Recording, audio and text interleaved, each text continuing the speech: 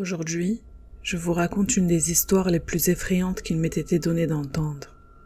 Cette histoire va vous ouvrir les yeux sur l'importance des mots qui sortent de notre bouche et qu'il n'est pas sans conséquence de parler d'eux.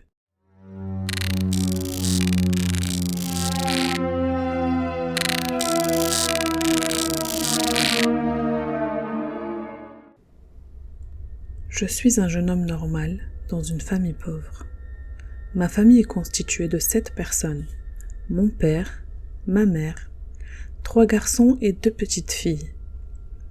Après la mort de mon grand-père, mon père a conclu un accord avec ses frères et sœurs pour rester dans la maison de son père.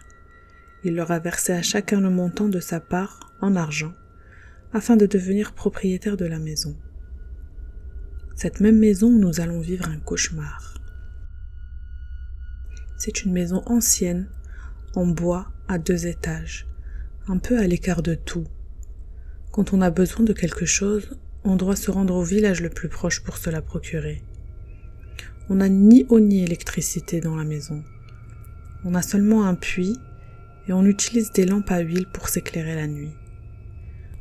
On a aussi un champ dans lequel on passe nos journées à cultiver. On ne rentre à la maison qu'au moment du déjeuner. Ma mère a un petit troupeau et une vache qu'elle aime beaucoup. Elle la chouchoute et la nourrit de la meilleure des façons, car c'est notre source de lait. Avec un de mes frères, on s'occupe du troupeau. Lui les sort du matin jusqu'à midi, et moi je prends la relève jusqu'au coucher du soleil. On vit avec très peu, mais on est heureux. Le seul problème qu'on a, c'est que ma mère est malade. Elle fait souvent des crises de nerfs et s'énerve sur nous pour la moindre petite chose. Mais quand elle s'énerve, elle a toujours ces mots à la bouche. Qu'un djinn te frappe, qu'un djinn te fasse disparaître de devant moi. Des invocations qui semblent banales dans certains foyers, mais qui sont la source de tous les problèmes qui vont nous arriver. Un après-midi, la plus petite de mes sœurs s'est mise à pleurer très fort, pendant longtemps. Ma mère lui a demandé ce qui lui arrive, mais ma sœur ne répondait pas et ne s'arrêtait plus de pleurer. Petit à petit, ma mère s'est énervée et lui a dit mot pour mot. « Tais-toi, qu'un djinn te fasse taire à jamais !» Moins d'1 minute après, les yeux de ma sœur ont commencé à révulser. Ma mère, en voyant ça, s'est mise à hurler et à pleurer. C'était autour du coucher du soleil, donc à ce moment-là, mon père est rentré à la maison et a trouvé ma sœur dans cet état. Il l'a emmenée chez le médecin du village qui n'a pas su quoi faire à part appeler l'ambulance de la ville la plus proche pour les emmener à l'hôpital. Mon père n'est revenu que le lendemain, portant ma sœur décédée dans ses bras. Les médecins lui ont dit qu'elle était morte d'un traumatisme crânien.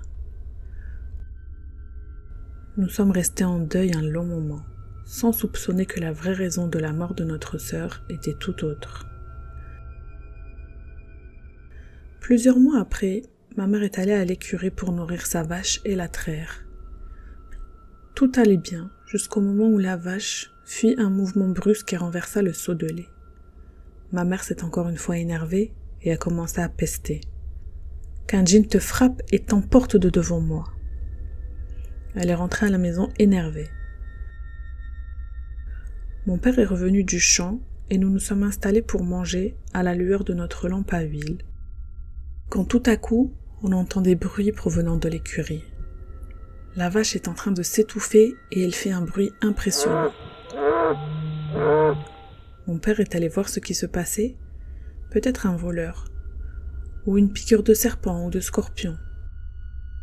Dès qu'il est arrivé, il s'est mis à hurler et nous avons tous accouru. La vache était à terre et gonflée. Ma mère s'est mise à pleurer car elle aime beaucoup cette vache.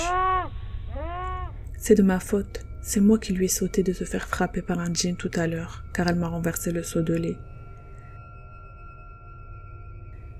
La vache est morte cette nuit même.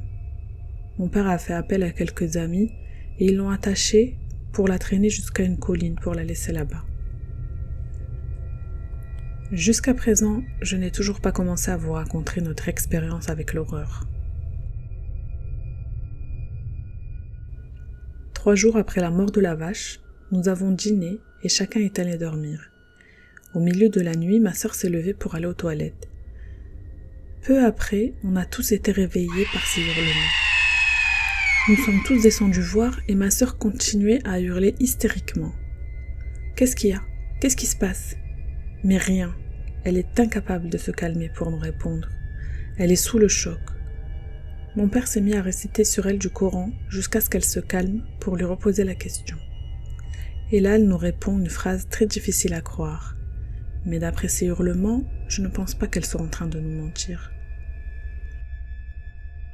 En ouvrant la porte des toilettes, j'ai vu ma sœur décédée. Elle me regardait droit dans les yeux, mais elle était effrayante. Dès que j'ai hurlé, elle a disparu. Mon père lui a dit « Ma fille, ta sœur est morte depuis longtemps. Tu as juste halluciné. » Nous sommes tous retournés à la maison en essayant de la rassurer. Ma mère lui a dit de dormir avec elle et mon père cette nuit. Au moment où nous allions éteindre la lampe, un bruit va nous glacer le sang. On s'est tous regardés effrayés. Le bruit provenant du rez-de-chaussée est le même bruit que faisait la vache avant de mourir. Mon père essayait de nous rassurer en nous disant qu'on hallucinait. Mais comment 6 personnes peuvent s'imaginer la même chose en même temps ? On est quand même tous retournés dans nos chambres, mais impossible pour moi de dormir cette nuit-là. Plus tard dans la nuit, j'entends encore le son de la vache et je décide d'aller voir. En ouvrant la porte de ma chambre, je croise mes parents avec leur lampe qui me demandent où je vais. Ils ont entendu la même chose que moi et veulent aussi aller voir. Ma mère se demandait si la vache avait ressuscité et est descendue en courant voir en bas. Nous l'avons suivie avec mon père, mais il n'y a rien. On pensait qu'une vache s'était échappée d'un champ voisin, mais non. Aucune vache à l'horizon. Au moment où on décide de remonter dormir, le bruit de la vache. Mais cette fois, il provient de l'écurie. Ma mère y est allée en courant, heureuse de penser que sa vache n'était pas morte et qu'elle était revenue. On l'a à nouveau suivie, mais rien. Aucune vache, seulement le troupeau de moutons. Mon père a fait le tour dehors pour vérifier qu'aucune vache ne s'était introduite sur notre propriété par erreur, mais rien. C'est là qu'il a compris. Je crois que ce sont des djinns qui se jouent de nous. Retournons dormir. Et ne sortez pas de vos chambres, peu importe ce que vous entendez. Encore un peu plus tard, je suis réveillée en sursaut par des bruits de sabots sur le toit. Je décide d'aller voir et croise à nouveau mon père qui me dit qu'il a entendu la même chose. Nous montons sur la terrasse sur le toit, mais rien, encore une fois. On s'est regardé en se demandant qu'est-ce qui se passait dans cette maison cette nuit. Il essaie de me rassurer en me disant que c'est un grand oiseau nocturne, comme un hibou qui passait par là, et que comme la maison est ancienne et en bois, le bruit était décuplé. Mais non, c'était bien des sabots selon moi, c'est sûr. En descendant, on croise ma mère effrayée et en pleurs. Mon père essayait de la rassurer et lui dit qu'il lui achèterait une autre vache, mais ma mère est inconsolable. Nous retournons dormir et personne ne ressortira cette nuit-là, malgré les bruits qui persistaient. Le lendemain, nous passons une journée normale, entre les champs, le troupeau. Au moment du dîner, on se rassemble autour de la table, à la lueur d'une lampe. On a aussi posé une autre lampe au niveau des escaliers, au cas où l'un de nous voudrait aller chercher quelque chose dans une autre pièce. Au moment de commencer à manger, on entend des pas monter les escaliers. Mais qui cela peut-il être, puisque nous sommes tous autour de la table? On s'est tourné vers les escaliers pour voir qui montait, et c'est là que contre le mur, une ombre est apparue. La vache, l'ombre de sa tête, de ses cornes, contre le mur de l'escalier. On a tous hurlé de peur et ma mère s'est évanouie. L'ombre a tout de suite disparu et nous avons aspergé ma mère d'eau froide pour la réveiller. Elle était inconsolable, comme hier dans la nuit. Mon père s'est mis à douter qu'elle nous cachait quelque chose. En insistant un peu, elle nous avoue qu'elle a vu la même ombre hier dans la nuit, pendant que nous étions sur la terrasse du toit. Et en même temps, elle avait entendu ma sœur morte pleurer au rez-de-chaussée. Cette nuit-là, nous avons tous dormi dans la même pièce car nous avions tous peur.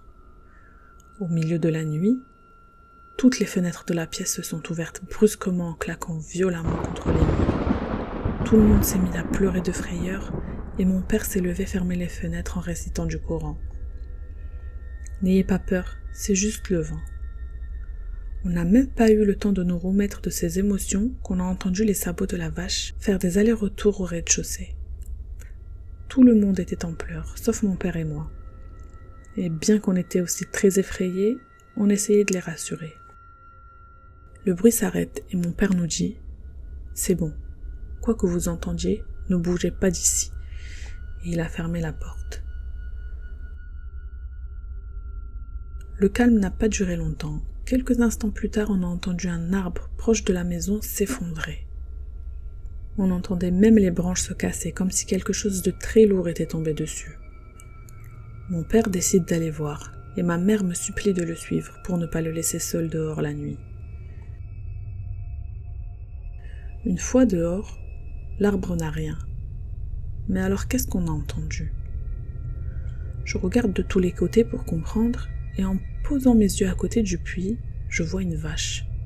« Papa, regarde là-bas. » Il me répond « C'est sûrement elle qui nous a fait toutes ces frayeurs depuis plusieurs jours. Elle a dû s'échapper de chez quelqu'un. On va s'approcher doucement pour l'attraper sans qu'elle s'échappe. » On s'approche, sans la quitter des yeux. Et au moment où on arrive presque à son niveau, plus rien. Elle a disparu, comme si elle n'avait jamais été là.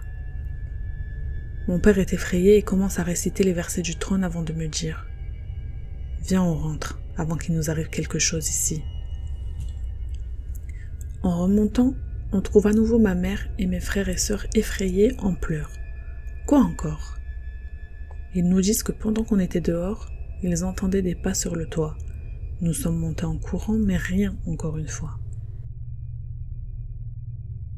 Et nous avons vécu comme ça plusieurs jours. Des bruits de pas, de vaches, la voix de ma sœur décédée qui pleure. Un jour, il est arrivé à mon petit frère la même chose que ma sœur. Il est allé aux toilettes la nuit et a vu notre sœur morte en ouvrant la porte. Elle est effrayante et toute brûlée. Il s'est mis à hurler et on s'est précipité vers lui et il s'est évanoui. Il est resté plusieurs jours en état de choc et mon père a décidé d'appeler un raqi pour l'exorciser lui et la maison. Après quelques instants, le cheikh nous explique que la maison est habitée par des djinns et qu'à force que ma mère les invoque à tort et à travers, ils avaient possédé la maison.